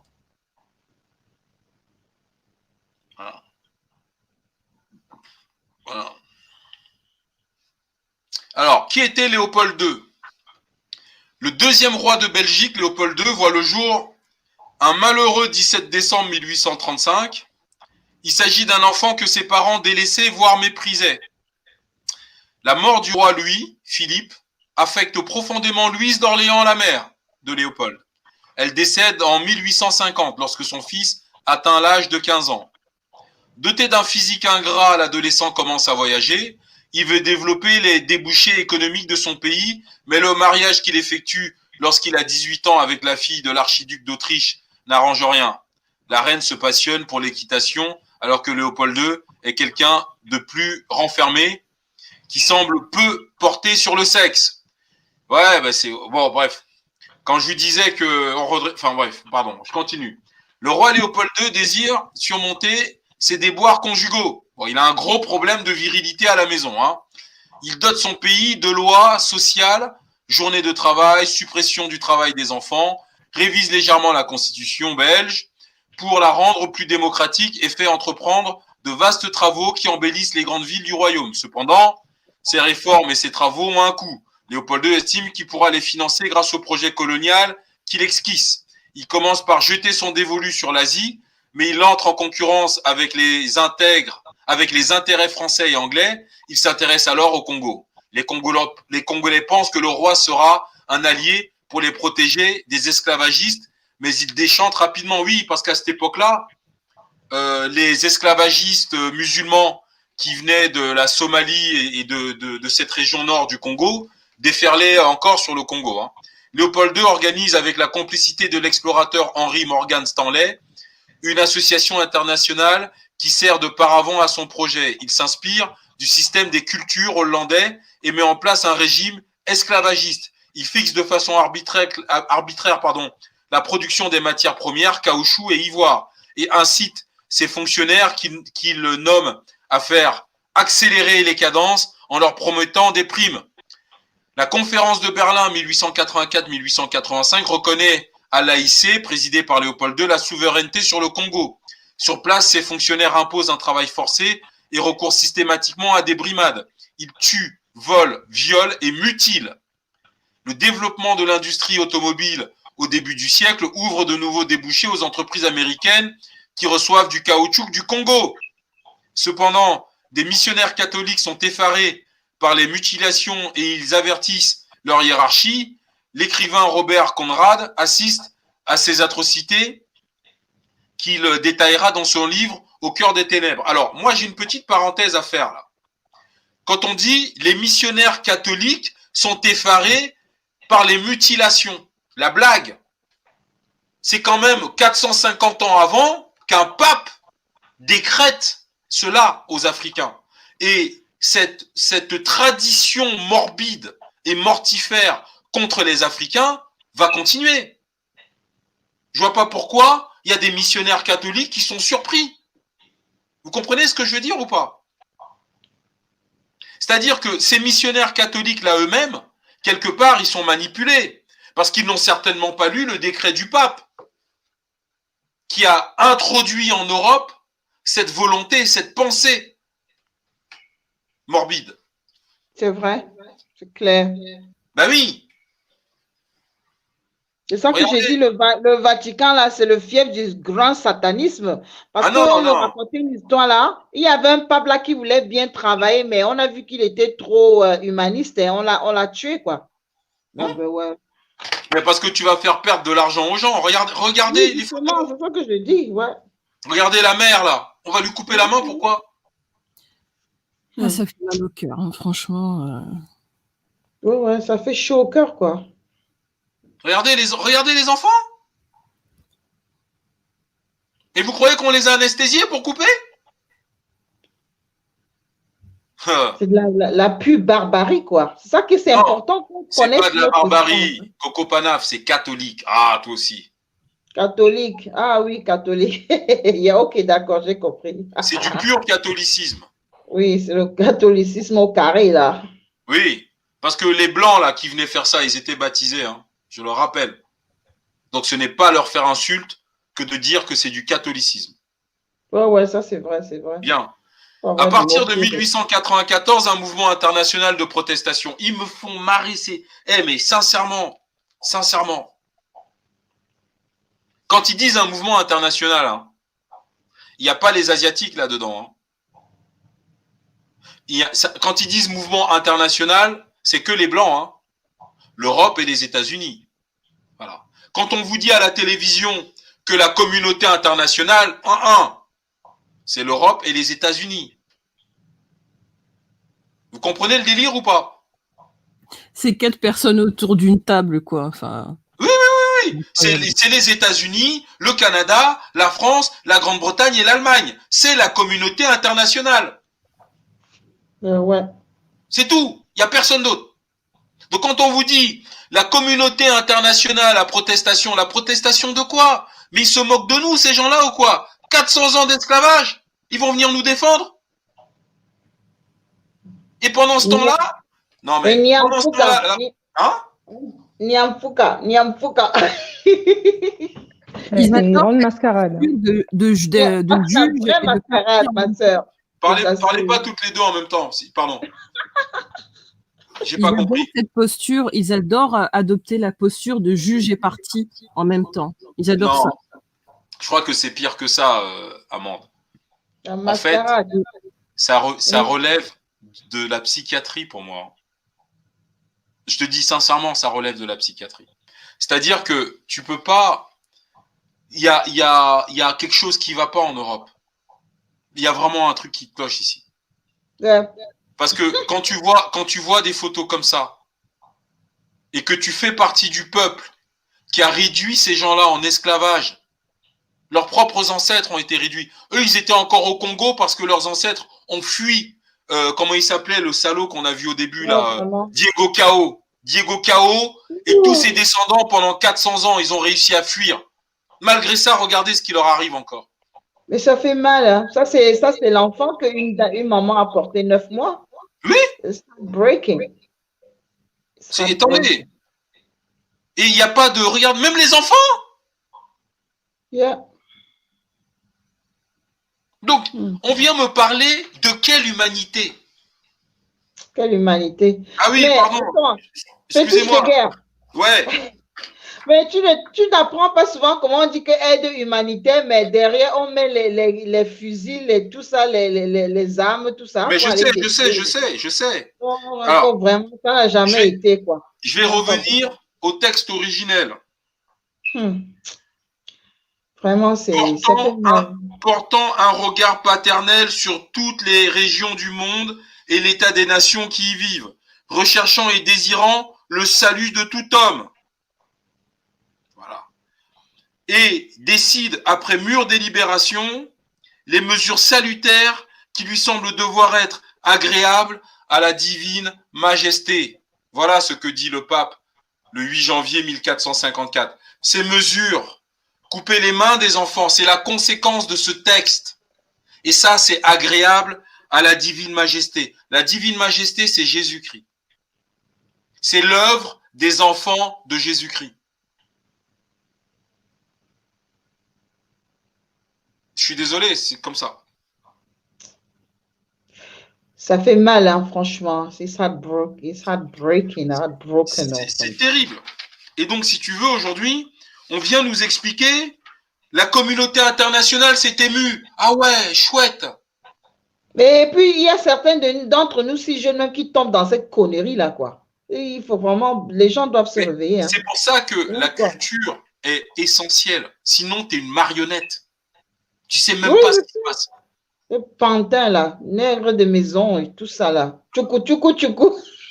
Alors, le journaliste et écrivain anglais Edmund Morel édite les récits sur les atrocités dans le journal The Speaker. Il rédige également un livre intitulé Red Rubber, sur laquelle figure une main coupée. Des diplomates anglais et écrivain Arthur Conan Doyle soutiennent cette action. Pressé de toutes parts, le roi Léopold II finit par créer une commission présidée par Edmond Johnson qu'il envoie au Congo pour enquêter. Ah bah oui, t'es marrant toi. C'est-à-dire qu'en gros, t'as violé les gamins, tu t'appelles Marc Dutroux, t'as violé des petites filles dans ta cave, d'accord? Et plus tard, on se dit, ah bah merde, putain, apparemment, il s'est passé des trucs là-bas, on va demander à Marc Dutroux d'enquêter. C'est la même chose.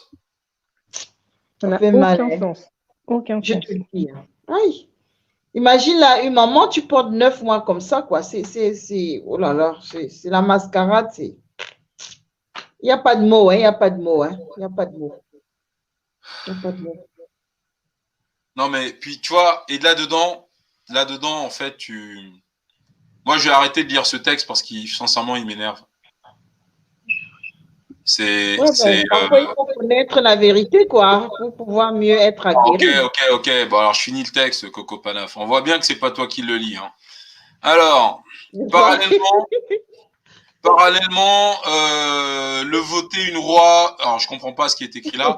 Parallèlement, bon, bref, le roi Léopold II met en place des bureaux de propagande dans différentes capitales européennes pour vanter sa politique de colonisation. Il pense que le rapport va faire taire la polémique, mais il se trompe. Après 4 mois d'enquête et l'audition d'une centaine de témoins, dont des Congolais mutilés, le rapporteur établit un rapport accablant. Les fonctionnaires de Léopold II commettent des abus, des massacres et des mutilations. Les auteurs du rapport avancent le chiffre de 4 millions de victimes. Ils avancent le chiffre de 4 millions de victimes. Mais si c'était le triple ou le quadruple, qui va aller vérifier? Mais déjà 4 millions. Sous la pression étrangère, le roi Léopold II doit laisser le Parlement voter une loi qui entérine l'annexion du Congo par la Belgique. Le roi Léopold II décède en 1909. Son cercueil sera hué par les Belges lorsqu'il passe dans les rues de Bruxelles. Le souvenir sanglant de Léopold II, putain, son cercueil est hué par les Belges. Putain, ça nous fait une belle jambe, ça. Hein, le souvenir sanglant de Léopold II et de ses méthodes finira par s'estomper. Des statues à son effigie seront érigées au Congo. Ouais, cool. Putain, la blague. Ouais, jusqu'à aujourd'hui, il y a encore des statues là-bas et tu as des personnes qui défendent le fait que ces statues soient là-bas encore. Non, mais parce qu'ils ne savent pas. Lors de la proclamation de l'indépendance en 1960, le Premier ministre Patrice Lumumba prononcera un discours devant le roi Baudouin dans lequel il fustigera la colonisation. Bref, je passe le truc. Les Occidentaux assassineront Lumumba et mettront Mobutu au pouvoir. La chute de Mobutu en 1996 laissera le Congo exsangue. En fait, Patrice Lumumba, ils ont été super sympas, les Congolais. Ils viennent de rendre au Congo une des dents de Lumumba. Hein, c'est vraiment généreux de leur part. Hein. Hyper généreux de leur part. Bon, ça, on a vu. OK. Alors, je me suis fait un petit dossier Congo, là. Je continue à descendre. Est-ce que c'est la même chose, là? Ah oui, voilà. Le devoir de mémoire. 15 millions des Congolais massacrés par les hommes du roi Léopold II de Belgique durant l'époque coloniale. Attendez. En imaginant que ce chiffre est vrai, hein, ça peut être le double facile. Hein, d'accord? C'est 15 millions de gens morts. Il n'y a pas les mutilés là-dedans.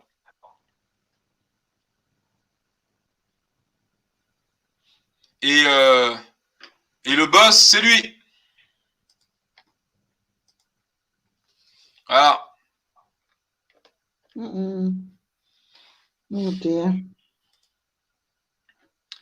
Donc, pire qu'Adolf Hitler. Oui, lui, en fait, si vous voulez, dans le classement des hommes les plus meurtriers de l'histoire, en fait, si je devais établir un classement, pour moi, il y aurait déjà tous les papes chrétiens, tous sans exception. Je suis sérieux. Ensuite, il y aurait Napoléon. Ensuite, il y aurait Léopold II. Voilà. Lui, il est devant Hitler. Hein. Hitler, il joue aux billes à côté de ce gars-là. Hein. Mais comme il tuait des Noirs, ça va, il n'y a pas de problème, on n'en parle pas.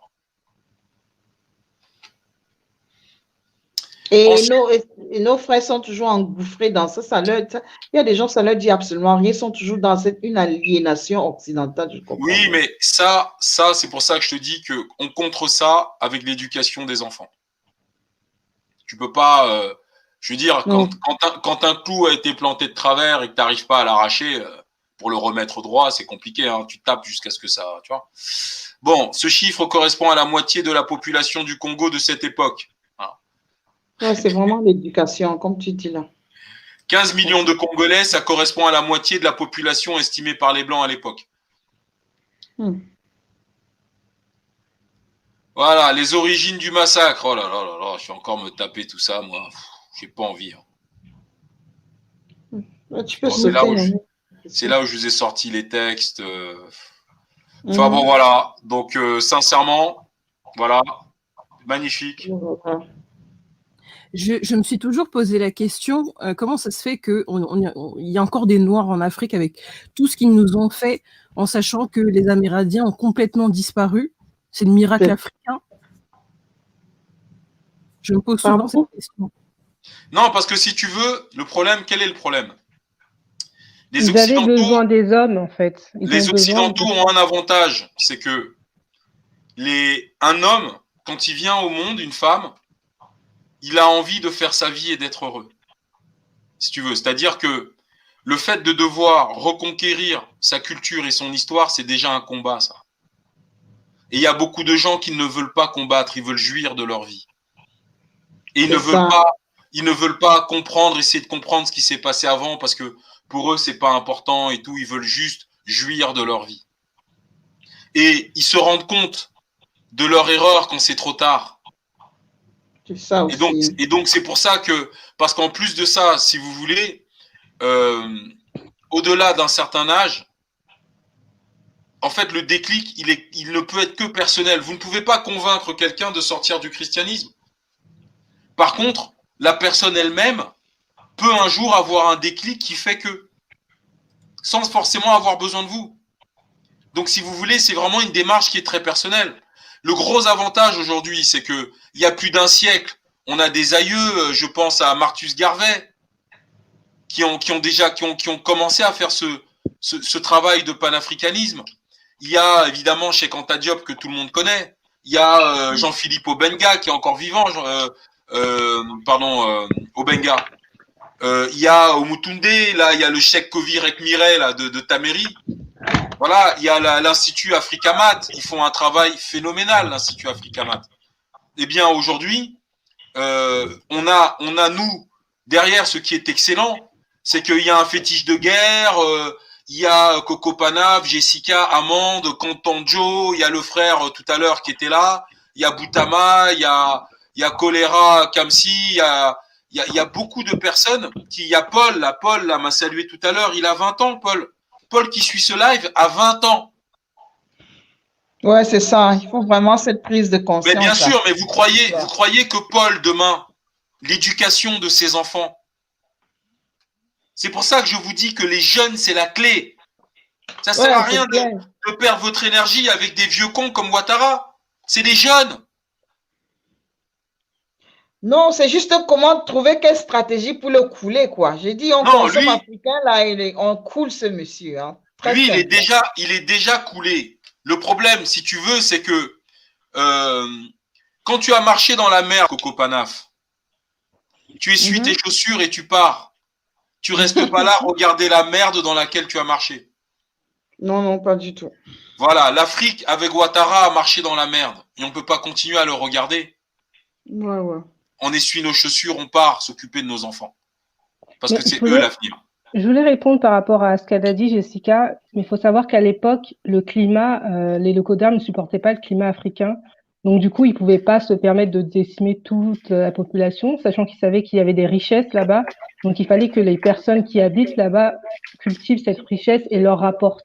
Parce que eux-mêmes n'arrivaient pas, parce que le climat était trop chaud pour eux. Et il y en a plein qui mouraient comme ça parce qu'ils ne s'adaptaient pas du tout au climat africain. Et puis il y avait la malaria, tout ça. Hein.